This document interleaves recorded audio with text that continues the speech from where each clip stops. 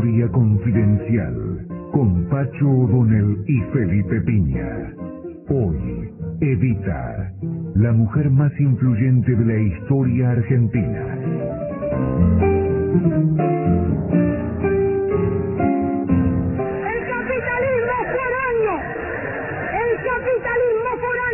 Y sus sirvientes oligárquicos y entreguistas han podido comprobar que no hay fuerza capaz de obligar a un pueblo que tiene conciencia de su derecho. Una vez más, mis queridos descamisados, uniéndonos al líder y conductor, reafirmamos que en la Nueva Argentina ya no hay lugar para el colonialismo económico, para la injusticia social, ni para los traficantes de nuestra soberanía y nuestro porvenir.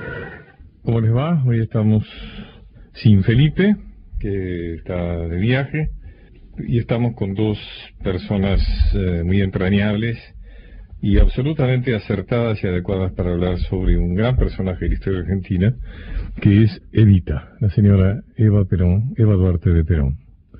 Personaje controvertido, si lo hay. Yo suelo decir que en la Argentina nos podemos pelear a trompadas todavía por algunos personajes. Uno de ellos es Evita.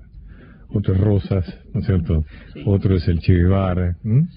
Pero Evita toca un punto de muy cálido, digamos, muy de antis y de pros, digamos, ¿no? De absolutas pasiones a favor y en contra, y lo sigue despertando, ¿no? Lo sigue despertando. Está Alisa Navarro, que es una gran biógrafa de Evita. Y está también Sergio Rubín, que ha estudiado mucho también la vida de Eva, pero sobre todo también ha publicado un libro sobre la Eva post-mortem, diríamos, ¿no? Así es, el famoso itinerario del cadáver y cómo hizo la Iglesia para tener 14 años oculto su cuerpo. Maísa, cuéntame, ¿quién era Evita? Pues, ¿quién es? Prefiero hablar en presente, si me permites. Tiene que ver con lo que dije al principio. Exactamente. Es uno de los grandes personajes históricos de Argentina. Es la figura femenina política más importante hasta ahora en la historia de la Argentina. Una de las grandes mujeres políticas de la historia del mundo hasta ahora. Aunque empieza a tener competencia, diría yo, pero es verdaderamente un personaje que marca el siglo XX y que marca el siglo XX en lo que es culminación de un proceso anterior y al mismo tiempo un parteaguas de lo que será la presencia de las mujeres en el siglo XX y en el XXI. Por eso ella, por muy argentina que sea, que lo es también una figura que tiene que ver con un movimiento político y social, con la reivindicación de la participación de las mujeres en los procesos políticos en el mundo entero. Entonces, ella es la que promueve el voto femenino en la Argentina, ¿no? Bueno, ella está en el voto femenino en la Argentina, como en muchos países, fue una larga lucha. Claro. Y en la Argentina ha tenido actoras, o ha tenido dirigentes, líderes más importantes que Evita y que trabajaron mucho más que Evita en ese voto. La que hay que mencionar primero es, naturalmente, Alicia Moro de Justo. Pero hubo otras mujeres como Lancieri, como Cecilia Grierson. Sí, pero ¿sabes qué pasa, Marisa? Que también pasa con las leyes sociales, que muchas veces dice, bueno, pero la propusieron los socialistas antes. Lo que pasa es que los socialistas, igual que la Moro de Justo, jamás hubieran tenido la posibilidad de aplicarlas. Eso es correcto. O sea, realmente, de alguna manera, si bien hay antecedentes bien intencionados, no se hubieran aplicado si no hubiera sido por Eva y por el general Perón, ¿no? Bueno, pero de todas maneras es absolutamente importante, por lo menos en mi opinión, recordar la historia. Haber sembrado. Además, eso es importante dentro de lo que existe. Hay una línea de pensamiento en el peronismo que actúa como si la historia empezase con el peronismo. Y eso, a mí como historiadora, me cae muy mal. Y el rehusar aceptar los antecedentes crea problemas verdaderos de entendimiento de lo que es la realidad. Y si bien los socialistas es verdad que no propusieron las leyes, sino que las hicieron adoptar pasaron el Congreso, fueron adoptadas por el Congreso, no tenían la estructura política para implementarlo. Así es, pero le facilitaron en gran medida a Perón el trabajo que se planteó con la clase obrera, porque estaban hechas. Tú que has estudiado la vida de Eva Perón, hay algunos puntos, para no hablar temas ya muy remanidos, sino para ir a los puntos que de alguna manera pueden ser los temas sin resolver, ¿no es cierto? Las preguntas sin respuesta. ¿Tú crees realmente que la muerte de Eva Perón fue un punto del inicio de la decadencia del gobierno del general Perón? Yo diría, si dijera eso, sería muy mala historiadora. Porque los procesos históricos, como sabes, toman mucho tiempo y responden a causas muy complejas. Y la muerte de Evita marca un hito en la medida que es un factor más en un proceso que pasa por lo internacional, pasa por condiciones internas, pasa, por ejemplo, por una sequía muy grande que hay en el 52 en la Argentina, sobre la cual ella no pudo actuar. Hacemos la pregunta entonces, si bien no la provoca, ¿tú piensas que si Evita hubiera estado junto a Perón en ese momento, Perón hubiera enfrentado mejor, por ejemplo, a lo mejor no hubiera tenido el conflicto con la Iglesia, tú sabes que Evita siempre desconfiaba mucho de los militares, Perón hubiera tenido una actitud más alerta ante los militares, que a lo mejor hubiera cortado más de raíz el golpe de Estado del 55? De ninguna manera, porque él ya había demostrado para el momento de la muerte de Evita, que la posición de los militares ante un problema gordo como era la posible candidatura de Evita a la vicepresidencia, él se colocaba del lado de los militares. Ahora, Marisa, hay unos cuando lee también, parece que ella jugó un rol moderador, por ejemplo en el tema de la relación con la Iglesia, que le pidió que él bajara un poco la pata, que fuese al Congreso Eucarístico de Rosario. Bueno, porque ella tenía conversaciones con miembros de la Iglesia que le hacían entender la conveniencia de tener una actitud como esa. Pero yo no pienso que la posibilidad, la relación que ellos tenían era como si para darle a ella el poder de argumentar o sostener una posición que iba a transformar fundamentalmente la posición de Perón. Y además pienso, de nuevo digo, que hay otras razones que explican el proceso del 55. Todo esto que estás diciendo ahora va a otro tema sin resolver, que es el tema de hasta qué punto se puede separar la figura, ¿no?, de Perón de la de Eva. Tú sabes que la izquierda siempre ha tendido a tomar a Eva como una bandera, no solo diferenciada de Perón, sino muchas veces en contra de Perón en vida y de la memoria de Perón también, ¿no? El famoso dicho, si Evita viviera sería montonera. Siempre aparece como que Evita es la revolucionaria, en cambio Perón es el hombre con un militarismo del cual no puede desprenderse, sería alguien que de alguna manera no tendría esa vocación, digamos, de transformación social que demostraba, si bien pasionalmente, pero bastante visceralmente, digamos, Eva Perón. ¿Tú qué piensas? ¿Se puede separar de alguna manera la figura de Eva de la de Perón? De ninguna manera. Yo estoy de acuerdo contigo. No tiene sentido la separación, porque ella es la esposa de Perón y porque él le permitió, pienso yo, que ella ocupara un lugar que ella definió en último término. No es solamente decisión de Perón. Hay una gran parte en esa composición hay un elemento importante que viene de Evita, pero el permiso inicial, digamos, para la introducción de una persona, de una mujer en el Estado, en 1946 o 47, parte de él. Pero además ella expresa siempre, estamos hablando con Marisa Navarro y también está Sergio Rubín con nosotros. En todo momento Eva expresa una enorme lealtad. Total. Inclusive su último discurso es una convocatoria a los cabecitas negras, a sus grasitas, como ella decía, a reemplazar la Junta Perón, ¿no? Hacerle seguirlo, cuidarlo, ayudarlo, protegerlo.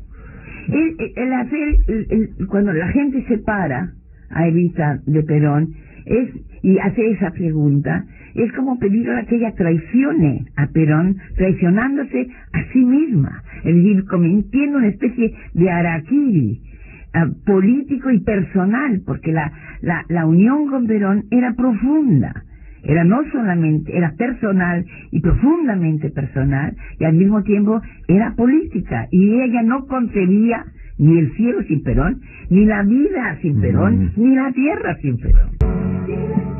Estamos con Marisa Navarro y Sergio Rubín. Sergio, estabas... Sí, me quedé con una pregunta porque ella hablaba de que no se podía separar a Evita de Perón, ¿no? Y yo siempre me quedé pensando hasta dónde ella se molestó con Perón cuando le dijo no a su candidatura. Yo pienso que fue una herida profunda. Pienso que ella sufrió mucho porque ella quería la vicepresidencia con pasión. Yo estoy absolutamente convencida de eso. Además no era un deseo caprichoso, no. Tenía una plaza entera que le estaba pidiendo que fuera. Y además recordemos a la gente que... porque ella lo había dejado, también lo había permitido, que eso es la prueba de que ella lo quería. O sea, le dolió. Creo que es muy posible, voy a aventurar una cosa que en historia a lo mejor no es posible hacerlo, pero que fue la cosa más dolorosa de su vida, fue eso. Mucho más que la cárcel del 17 de octubre, que ella siempre menciona como el momento más doloroso de su vida. Pues nada, yo creo que ese fue el momento verdadero. Una deformación profesional, Pacho, ustedes hablaban, la historia es un poco también como una cebolla que le va sacando las cáscaras, porque hablaban de la... Yo la llamo una alcachofa, o como la llama, alcaucil. Bueno, hablaban de que también los socialistas impulsaron las leyes. Me voy un poco más la Acción Católica Argentina fue pionera en el impulsar leyes sociales en la Argentina, en sus momentos de gloria. ¿Cómo no?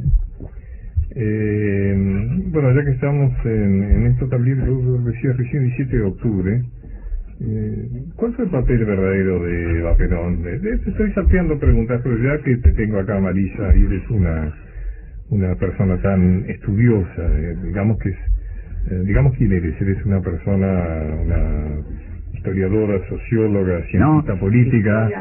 Soy historiadora, tengo un doctorado de la Universidad de Columbia de Estados Unidos, de Nueva York, en historia, y me he dedicado perversamente, soy profesora, tengo una cátedra que se llama The Charles College Professor of History, esa soy yo, y tengo, y digo por razones perversas, me he dedicado a historia argentina toda mi vida, desde que era estudiante, porque el primer trabajo que hice sobre la Argentina fue mi tesis de máster en historia sobre la representación de los hacendados de Mariano Moreno. ¿Qué te parece?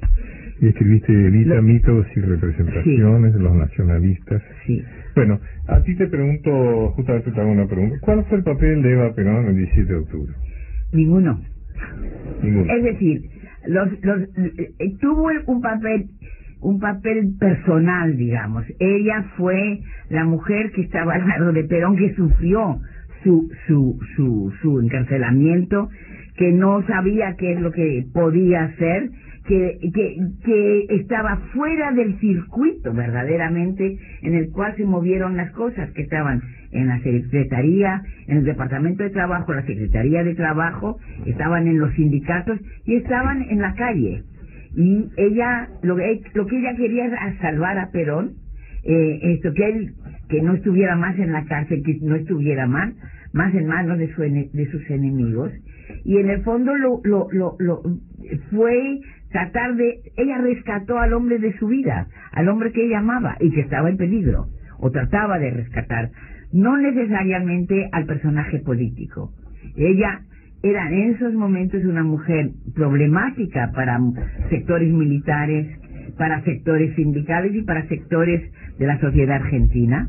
Era una figura pública en la medida que era una actriz de radioteatro, y estaba en la boca de medio Buenos Aires y media Argentina por estar conviviendo con él, cuando en realidad eso no era lo apropiado, por lo menos que el teniente coronel Perón se saliera a la calle con ella, la acompañara, claro, fuera a buscar a Radio Belgrano, etcétera, etcétera. Es una manifestación de coraje, ¿no? Porque era algo... Así es. En todo caso, de mucho amor, no sé qué sería. De amor. Así es.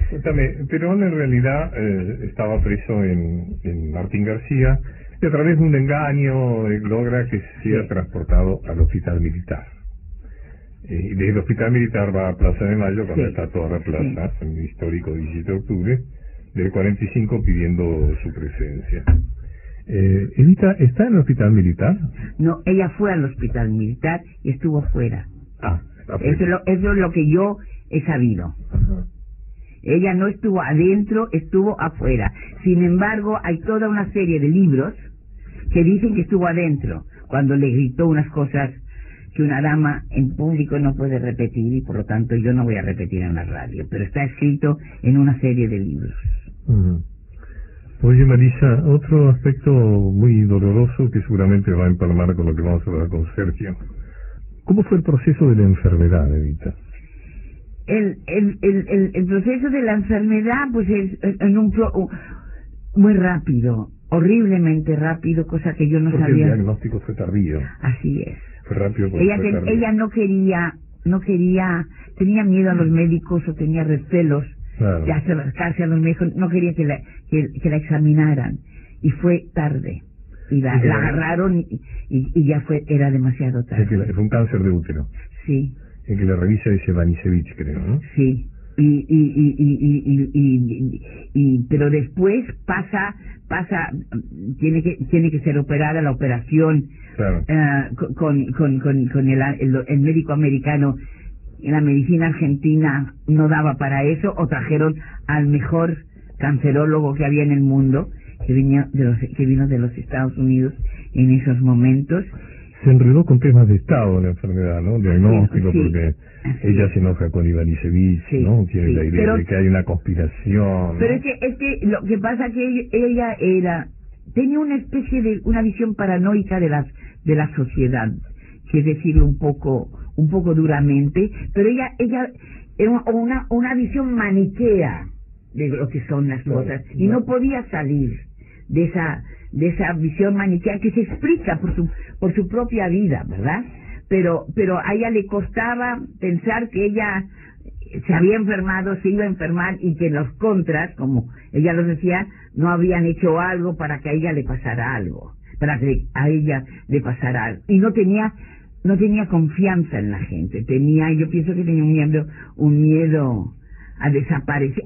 No tenía miedo, tenía rabia por irse, no quería morirse, porque le parecía un abandono, y porque además ella le gustaba muchísimo lo que estaba haciendo. La palabra rabia es una palabra que uno la puede asociar con Evita, ¿no? Sí. Es una persona con rabia, ¿no? Ella no tenía problemas para expresarse con violencia, digamos.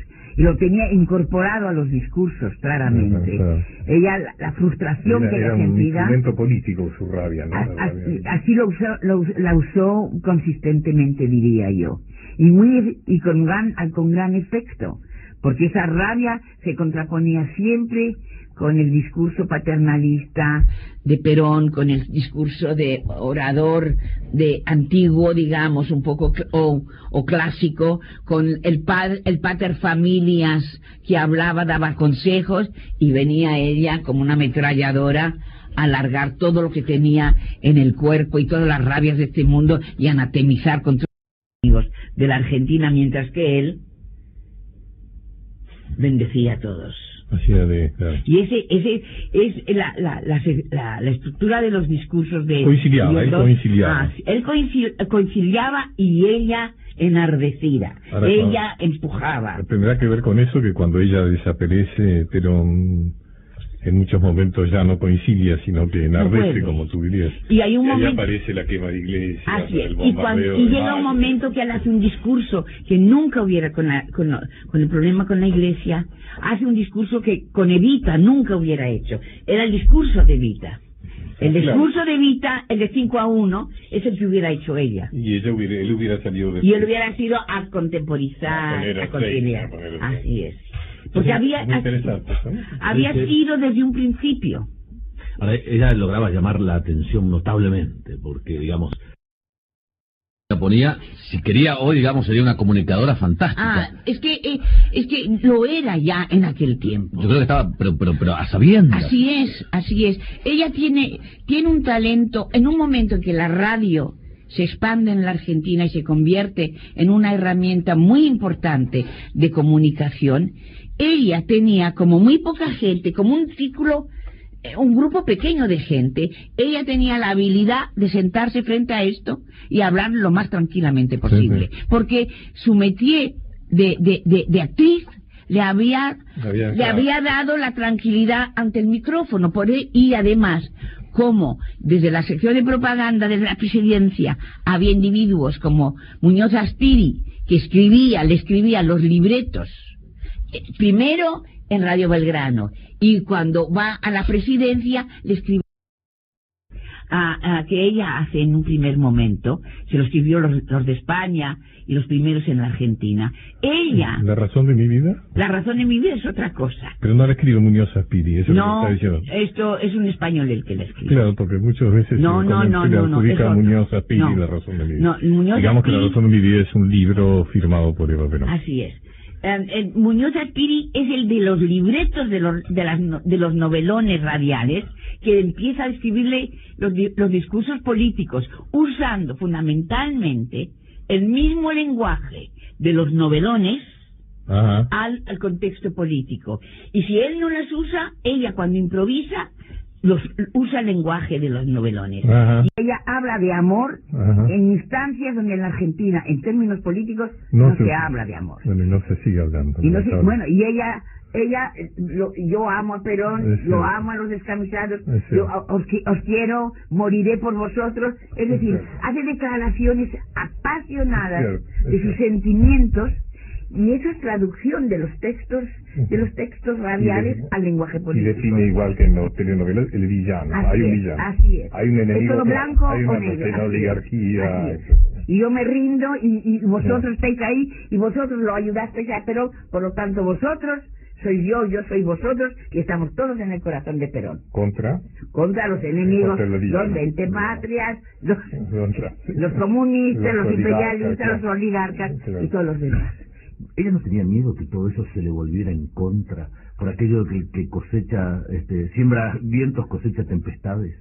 Eso es muy lindo, pero ¿sabes qué? Ella creía tan profundamente en lo que estaba pasando. Lo que le había pasado a ella era tan maravilloso, como decía ella. Es decir, que ella se convirtiera de la provinciana en la princesa del cuento. Ella estaba dispuesta a combatir contra cualquier cosa. Y además eso no podía, era un globo que no se pinchaba. Te vuelvo a hacer la pregunta, ¿quién escribió La razón de mi vida? Penelia. Es un español que vino aquí, la escribió, y después en la secretaría lo pulieron un poco. Pero ella tiene muchos discursos que están reproducidos en La razón de mi vida. El texto y el lenguaje es el que ese libro es el que ella nos quiso dejar como autorretrato.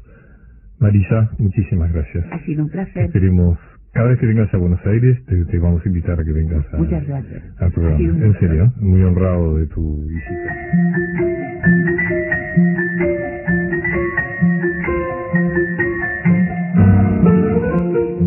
Historia confidencial.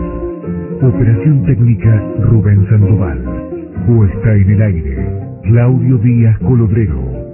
Edición Javier Guzmán, Fabián Palacios. Locución Pablo Gazotti. Conducción Pacho O'Donnell, Felipe Piña. Producción general Carolina Gil Pose.